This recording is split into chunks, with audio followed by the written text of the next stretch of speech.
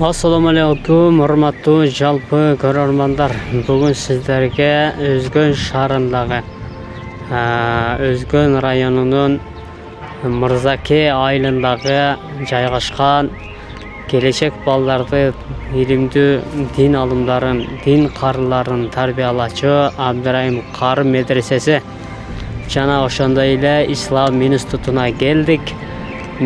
Эгерде кайсы бир талаба ушул медресени издеп жаткан болсо, байланыш телефондорун экран алдына жазып, сиздерге жарыялап беребиз. Ошол байланыш телефондор аркылуу келип, ушул жерде бир татыктуу кесиптин ээси болуп калганыңызга биз көмөктөшөлү дедик. Андыктан биз менен бирге болуңуздар. Биз сиздерге ушул медресенин ички шарттары боюнча толук маалымат беребиз. Андыктан биздин Болотбек Сыдык YouTube каналыбызга катталып, башкалар менен бөлүшкөндү унутпаңыз.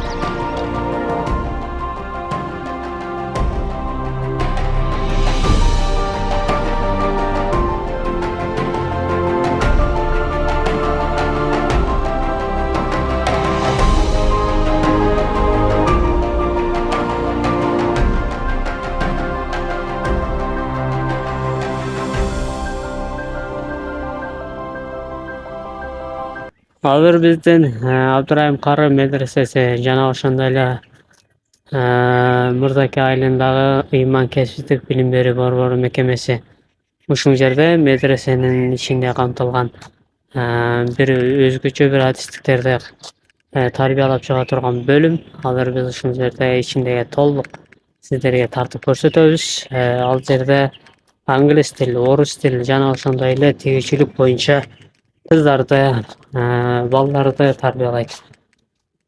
Экинчи кадамыбыз азыр ушул жерде медреседе окуган кыздарды, балдарды компьютер боюнча баардыгына өзүнүн кесиптигин көрсөтүп келишет.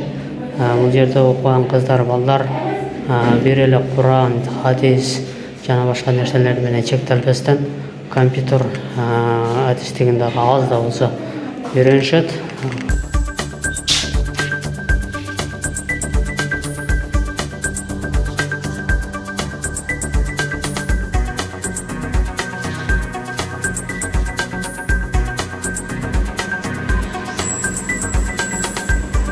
Андан болсо кийинки бөлүмөсү ушул атайын кыз балдар үчүн швейный цехтер өздөштүрүлгөн.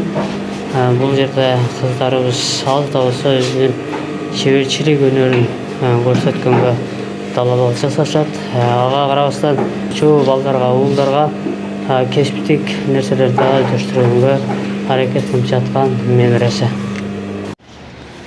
Бул корпус Имам Аль-Бухари Ислам институтунун ошол кыздар бөлүмүнө тийиштүү окуу корпусу экен. Азыр ушул жакта дагы сиздерге толук тартып көрсөтөйлү.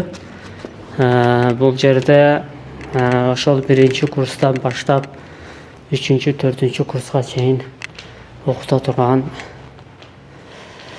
окуу корпусу.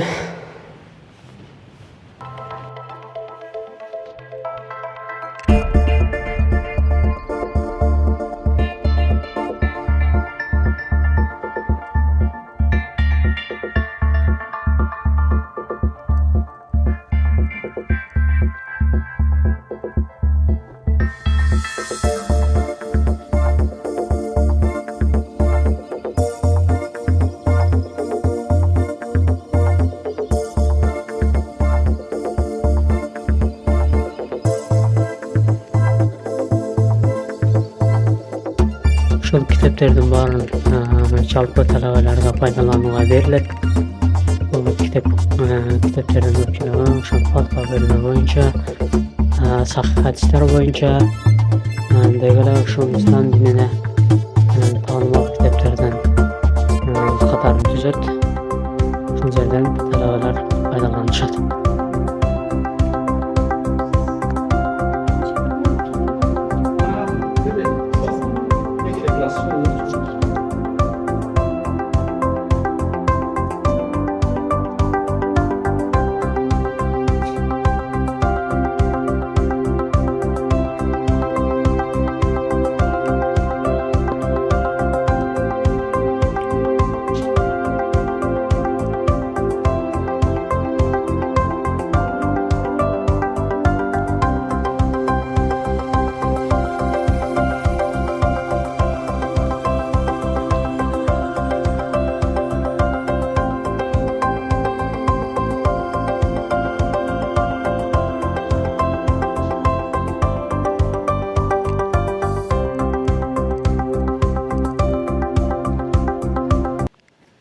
Бул окуу корпусунун ичинде ар ким өзүнүн адистигине тиешелүү бөлмөлөр. Мисалда атайын булар Куран жаттаган карылар үчүн атайын устунчалар жасалган. Урматтуу жалпы көрүүчүлөр, сиздер дагы балдарыңыздарга ушундай медреселерге келип илим алышына салым кошуңуздар.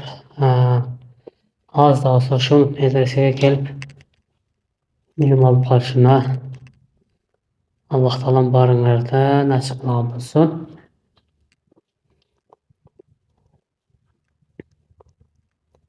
Карагылачы туугандар, ушундай шартта, ушундай медреседе окутсак балдарыбызды.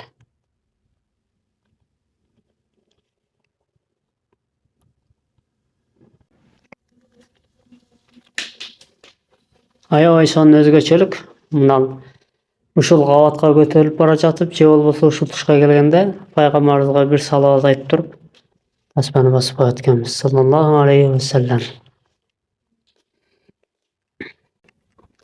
Азыр 3-чү кабатка көтөрүлөбүз. Бул жакта дагы шарттар жалпы талабалар үчүн аябай сонун каралган.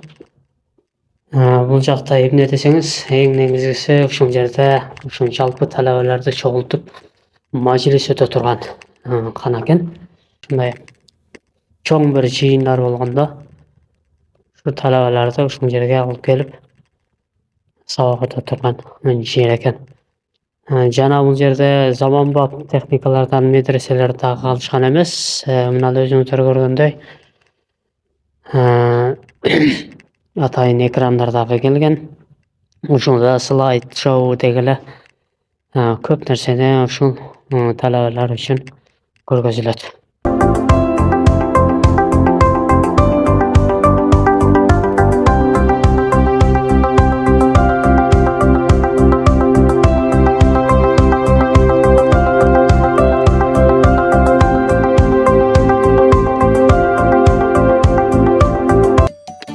Азыр биз окуу корпусунан кийинки бөлүккө өтүп баратабыз. Ушул суунун аркы жүзүндө жайгашкан атайын кыздар окуучу дагы бир окуу корпусу жана ошондой эле спорт аянтчасы дагы ошондой кыздар жата турган жатаканалар.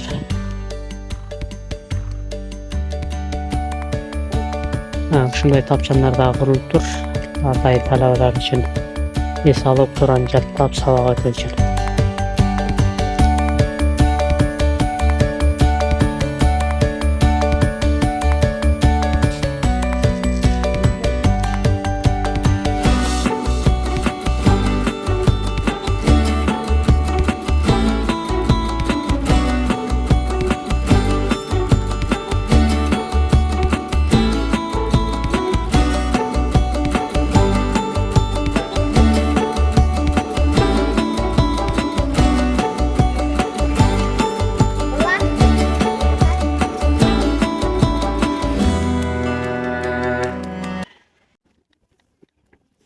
Азыр биз ушул жатаканалардын кийинки бөлүмүнө келдик. Бул жакта көрсөтүп коеюн сиздерге. Ошол атайын мажлис өтө турган кана бул жакта дагы бар экен. Бул жак болсо ошол кыздарыбыздын аз да болсо кол өнөрчүлүктөрү, мекенибиздин картасы дегеле унутпа калтырбайт. Мына экинчи кабатка көтөрүлөлү. Ухуббул алватаны иман дейт. Мекенди сүйүү имандан дейт. Мына мекенибиздин желеги дагы желбиреп турган. Көрсөңүздөр.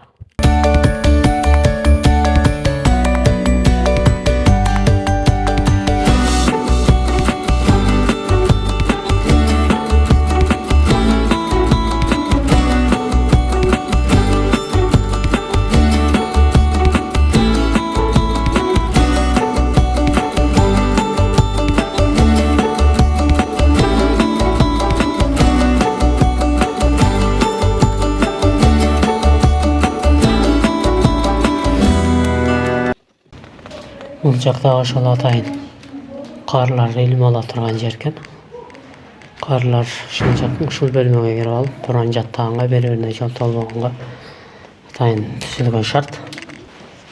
Бул бөлмө болсо атайын ошол студент талаба кыздар үчүн жатакана бөлмөсү. Бир эки гана комнатасын сиздерге көрсөтүп койлу. Мынакей шартты карагылачы туугандар.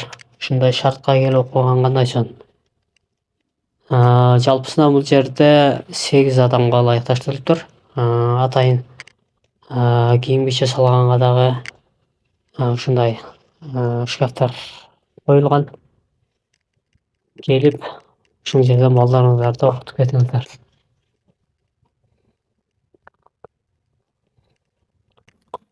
Бул жерде азыр жалпысынан алып айтканда 200ге жакын кыздар тарбияланат. Келечектин карылары ушул жерден илимде, карылыкта окуган кыздарыбыз илим алат.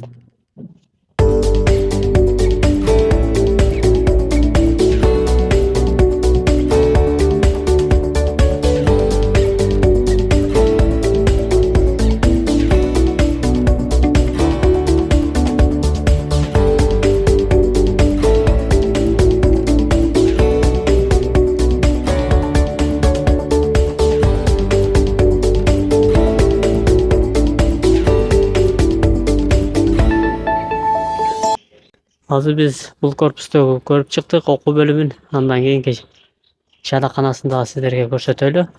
Жатакананын ичинде ажаткана деги эле баардык нерсе каралган.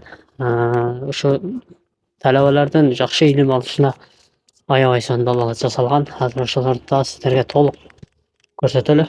Бисмилла. Ушу биринчи киргенде эле көзүңүзгө эмне урунат? Ошол атайын талабалар үчүн атайын ушундай шкафтар, полкалар жасалган. Сиздерге ашканасы, ошондой эле жатаканалар. Азыр ушул жатакана бөлүмдөрбү? Жатаканалар экен. Бая биз алдыдагы көрсөткөндөй эле ошондой окшош ар бир бөлмөдө 8 адам жата турган болуп планировкалаштырылган. Ушулбу? Ажатканасы. Атайын кыздар үчүн дайындалган ажатканалар.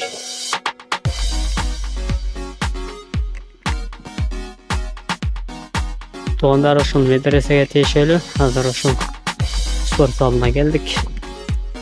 Спорт залы дагы ошо спортту унутпай калган эмес. Bunun içinde tenis tahtayları,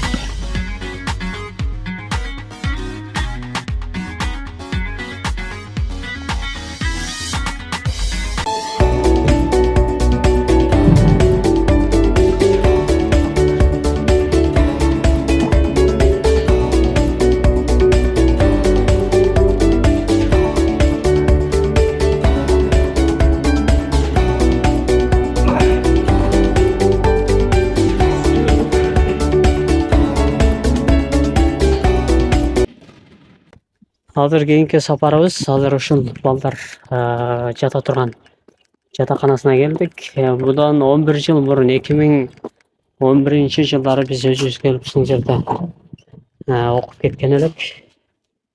Ага чейинки 11 жыл ичиндеги аябай сонун ийгиликтер жаралыптыр.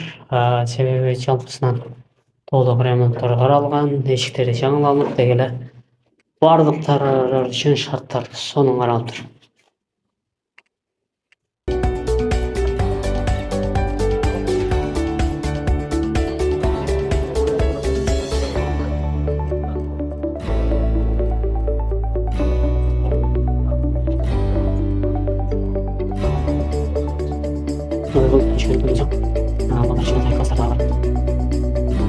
Bununca kabinet Arap dili boyunca.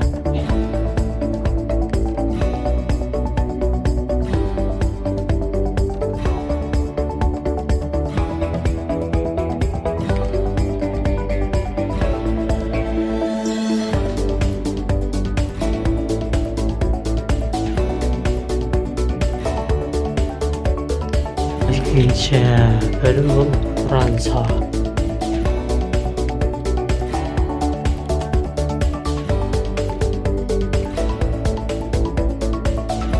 arındarak götürgen bölümede.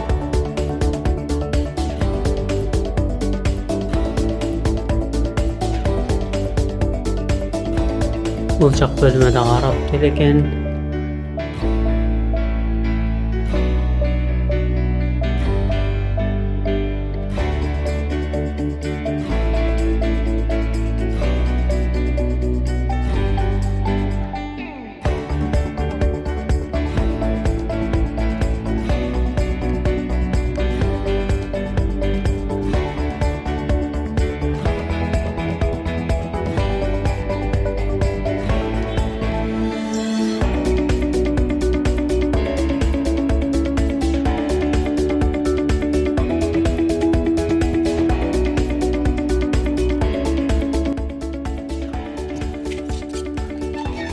Neler çalacak bana?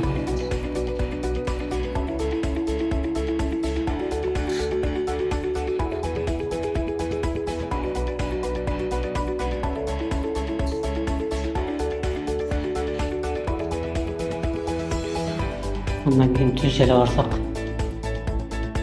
Evet, müdürüm ormanda. Aşkına kalacak.